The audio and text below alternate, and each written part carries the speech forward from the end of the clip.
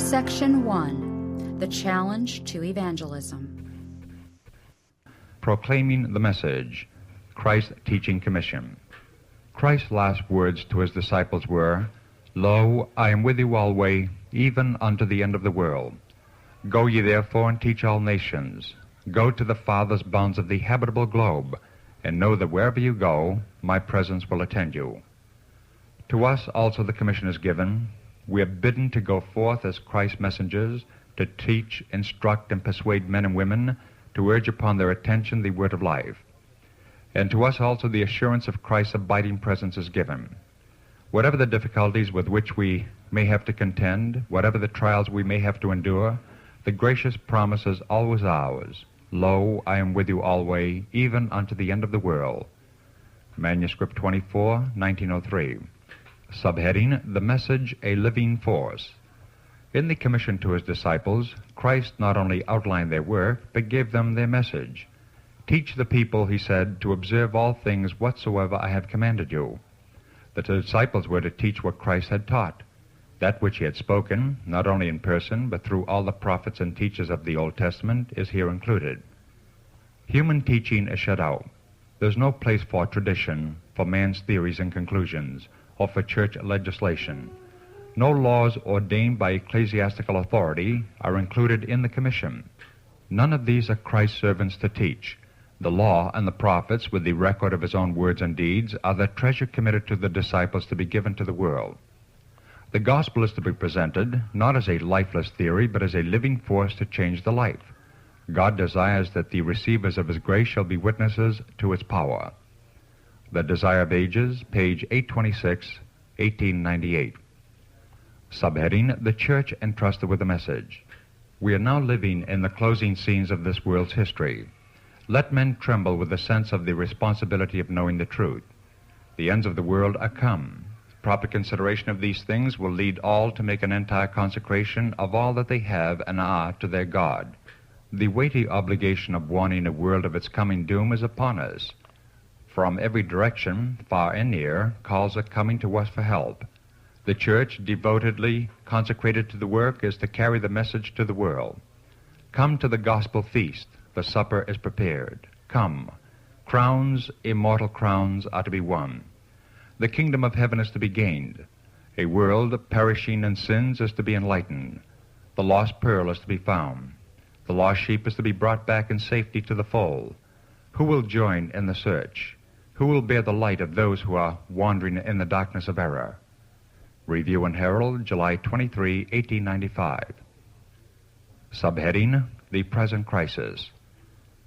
We should now feel the responsibility of laboring with intense earnestness to impart to others the truths that God has given for this time. We cannot be too much in earnest. Now is the time for the last warning to be given. There is a special power in the presentation of the truth at the present time. But how long will it continue? Only a little while. If there ever was a crisis, it is now. All are now deciding their eternal destiny. Men need to be aroused to realize the solemnity of the time, the nearness of the day when human probation shall be ended. Decided efforts should be made to bring the message for this time prominently before the people. The third angel is to go forth with great power. Testimonies, Volume 6, page 16, 1900.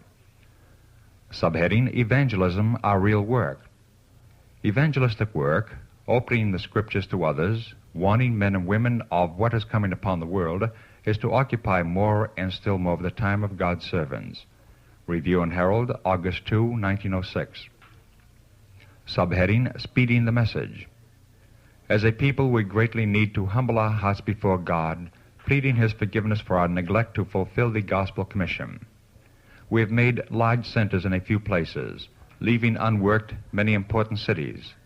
Let us now take up the work appointed us and proclaim the message that is to arouse men and women to a sense of their danger. If every Seventh-day Adventist had done the work laid upon him, the number of believers would now be much larger than it is. Testimonies, Volume 9, page 25, 1909. Subheading, The Call for Earnest Work. If our ministers realized how soon the inhabitants of the world are to be arraigned before the judgment seat of God, to answer for their deeds done in the body, how earnestly they would work together with God to present the truth, how earnestly they would strive to lead men to accept the truth, how untiringly they would labor to advance God's cause in the world, proclaiming in word and deed, the end of all things is at hand. Letter 43, 1902. Subheading, Amid Confusion of Last Days. The words of Jesus Christ are spoken to us living down here in the close of this earth's history. When these things begin to come to pass, then look up, and lift up your heads, for your redemption draweth nigh. The nations are in unrest. Times of perplexity are upon us. The waves of the sea are roaring.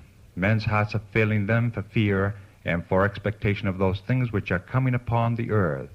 But those who believe on the Son of God will hear his voice amid the storm, saying, It is I, be not afraid.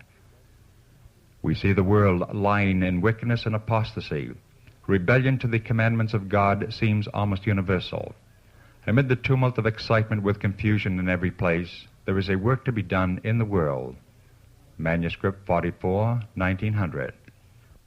Subheading, Planting the Standard in Dark Places.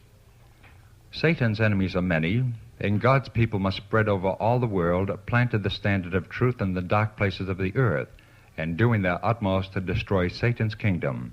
Letter 91, 1900. Subheading, The Highest, Greatest Work. The Lord designs that the presentation of his message shall be the highest, greatest work carried on in the world at this time.